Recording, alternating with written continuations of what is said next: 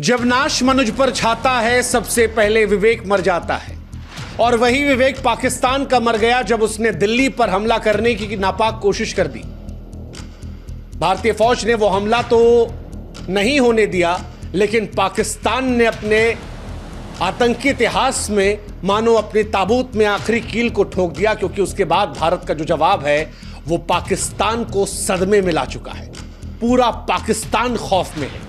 वो जो भारतीय टीवी चैनल्स का मजाक उड़ाते हुए फेक न्यूज की बात कर रहे थे, वो सारी न्यूज अब सच है, क्योंकि लाहौर से लेकर इस्लामाबाद, रावलपिंडी सब इस वक्त धुआं धुआं हो चुके हैं, धुआं धुआं हो चुके हैं। भारत ने पाकिस्तान को वो जवाब दिया है जो तारीख में पाकिस्तान की कौम भूल नहीं पाएगी। आप पाकिस्तान के टीवी चैनल्स खोल लीजिए, आप पाकिस्तान के नेताओं को सुन लीजिए, या पाकिस्तान में DGISPR के सोशल मीडिया पर बयान सुन लीजिए, उनकी रूह कांपती हुई नजर आ रही है। चेहरे की उड़ी हुई हवाइयां इस बात को बता रही हैं कि पूरा पाकिस्तान कांप रहा है उस नापाक ख्याल से जो उसने दिल्ली पर हमला करने की सोच ली।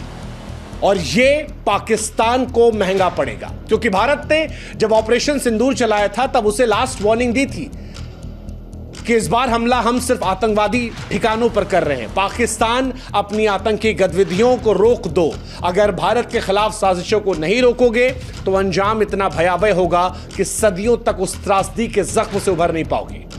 पाकिस्तान नहीं माना। पहले जम्मू, पंजाब, राजस्थान में ड्रोन से आतंकवादी हमला करके हिंदुस्तान के सब्र की कोशिश की, और उसके बाद आधी रात को भारत की राजधानी दिल्ली पर मिसाइल और ड्रोन से हमला करने की नापाक और कभी ना माफ करने वाली साजिश रच दी। यह हमला ताबूत में आखिरी कील था, क्योंकि इसके बाद भारत ने जो कुछ किया वो पाकिस्तान को डरा रहा है।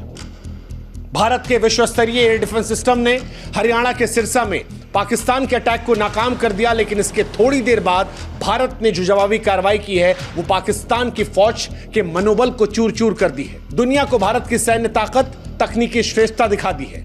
इस्लामाबाद से लेकर लाहौर, लाहौर से लेकर रावलपिंडी और पंजाब में घुसकर भारत ने ऐसी सर्जिकल स्ट्राइक की है कि पाकिस्तान के DGISPR लेफ्टिनेंट जनरल अहमद शरीफ चौधरी रात को 4 बजे प्रेस कॉन्फ्रेंस करने आए। और अगर आधी रात को प्रेस कॉन्फ्रेंस करने कोई आ रहा है तो आप समझ सकते हैं कि घाव बड़ा गहरा रहा। लोगों ने उनकी शक्ल देखकर कहा कि इनको डायपर दे दीजिए, क्योंकि आंसू जो थे वो चेहरे पर आ नहीं रहे थे, लेकिन आत्मा उनकी रो रही थी।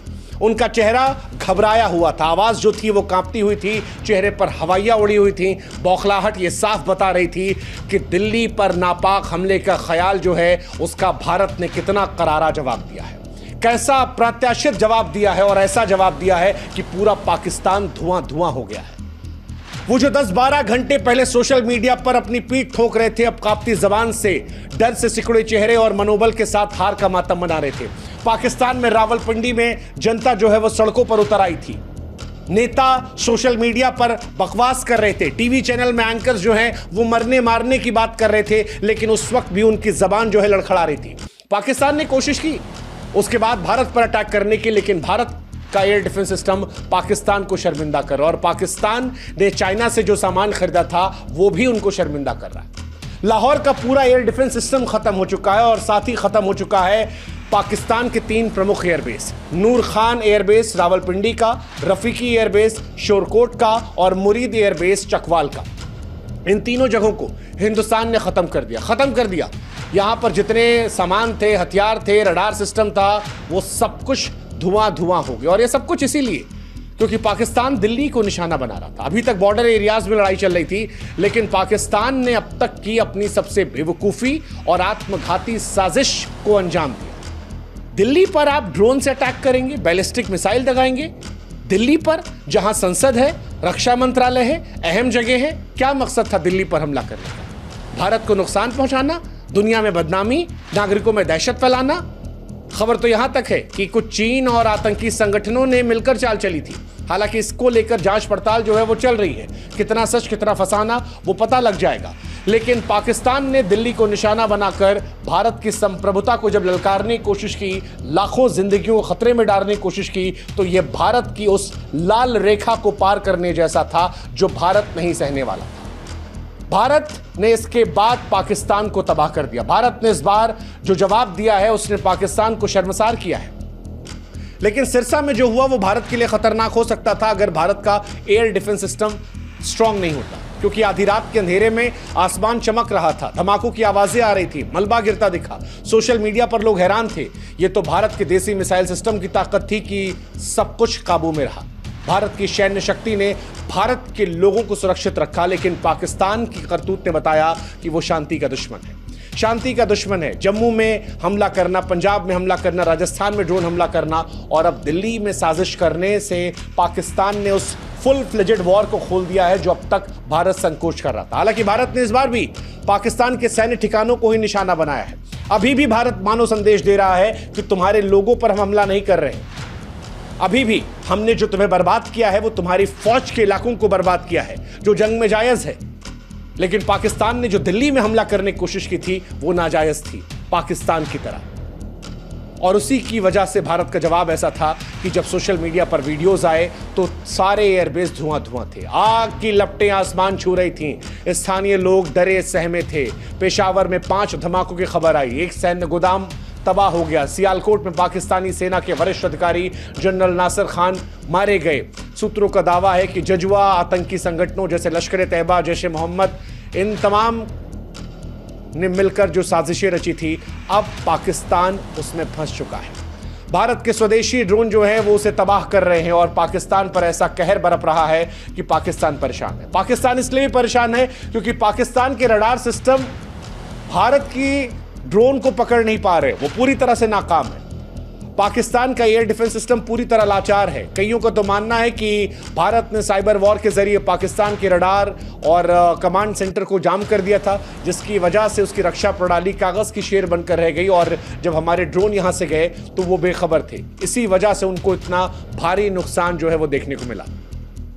इस ऑपरेशन का आर्थिक प्रभाव पाकिस्तान को परेशान करेगा, क्योंकि पाकिस्तान ने 24 घंटे पहले IMF से वो जो $1 बिलियन की भीख ली थी, अब ऐसा लग रहा है कि भारत ने उससे कहीं ज्यादा इनको नुकसान पहुंचा दिया है। जो नुकसान भारत ने इनको दिया है वो शायद $2-3 बिलियन से होगा। तो पाकिस्तान जो भिखमंगों की तरह मांगने गया था, जितना मांगा उससे ज्यादा फिलहाल नुकसान में है। लेकिन भारत का पाकिस्तान पर हमला, एयरबेस पर हमला, यह स्पष्ट करना था कि भारत के नागरिकों की तरफ अगर पाकिस्तान देखेगा तो फिर पाकिस्तान की नापाक सोच को मिट्टी में मिला दिया जाएगा। भारत अपनी संप्रभुता को लेकर बहुत स्पष्ट है। भारत दुनिया को बता रहा है कि न सिर्फ अपनी रक्षा करने में सक्षम है, बल्कि अगर दुश्मन हिमाकत करेगा, अगर दायरा पार करेगा, वो लाल रेखा से आगे बढ़ेगा, तो फिर हिंदुस्तान जो है वो उसे घर में घुसकर मारेगा। और पाकिस्तान डरी हुई है। पाकिस्तान के डर को आप ऐसे भी समझ लीजिए कि DGISPR जो है वो रात को 4 बजे जब आए तो बकवास करने लगे। वो भारत में लोगों को आपस में लड़ाने की कोशिश करने में आ गए। वो सिख समुदाय को लेकर झूठ बोलने लगे कि भारत ने पंजाब में सिखों को निशाना बनाने के लिए बैलिस्टिक मिसाइल दागी। इतना घटिया, बचकाना, हास्यास्पद दावा था कि लोग इस पर क्या करें। भारत के जो एयर चीफ मार्शल हैं वो अमरप्रीत साहब है। वो एक प्राउड सिख है। भारतीय वायुसेना को वो रिप्रेजेंट कर रहे हैं। भारत का सिख समुदाय कितनी बार पाकिस्तान को ठोक चुका है, कुत्ता बना चुका है। ऐसे में पाकिस्तान का ये दावा झूठा है। भारत के सिख समुदाय को बदनाम करने की कोशिश है और ऐसी कोशिश के बारे में हम क्या ही कहें। हालांकि पाकिस्तान हर तरह से नापाक कोशिश कर रहा है। अफगानिस्तान को लेकर बकवास की कि भारत ने अफगानिस्तान में भी हमला किया। उधर अफगान भाई हमारे कह रहे हैं कि इंडिया वाले भाई आप और ठोको, हम भी साथ में ठुकवाएंगे। DGISPR उस डर और झूठ के बीच में कहता है कि हमारा जवाब देखो, लेकिन पाकिस्तान की जनता जो है वो अब सोशल मीडिया पर समझ रही है कि जिनको वो हीरो मान रही थी वो हीरो नहीं है, वो खोखले कागज के लोग हैं, बोल बच्चन वाले हैं और इसीलिए शायद पाकिस्तान झूठ का सहारा ले रहा है। खैर, पाकिस्तान के लिए सबक है। पाकिस्तान की ये भूल कि दिल्ली पर हमला करना उसे भारी पड़ी और भारी पड़ेगी। भारत ने न सिर्फ नाकाम किया है बल्कि सैन्य ठिकानों को तबाह करके बताया है कि ऑपरेशन सिंदूर 2.0 खत्म नहीं हुआ है। ये सिंदूर 2.0 अभी जारी है और अगर पाकिस्तान अभी भी नहीं माना तो पाकिस्तान इतिहास का हिस्सा बनने से बहुत दूर नहीं है। पाकिस्तान का इतिहास हालांकि कहता है कि पाकिस्तान सुधरने वालों में से नहीं है, लेकिन भारत भी इस बात को लेकर स्पष्ट है कि ये पुराना भारत नहीं है। हम इस बार थप्पड़ मारोगे तो ईंटा लेके मारेंगे। अगर हमारे पे हमला करने की सोचोगे तो घर में घुस के तुमको तबाह कर देंगे और अगर इससे आगे बढ़ोगे तो तुमको इतिहास का हिस्सा बना देंगे। पाकिस्तान को तय करना है कि उसे रहना है या इतिहास के पन्नों में, कागजों में सिमट कर रह जाना है।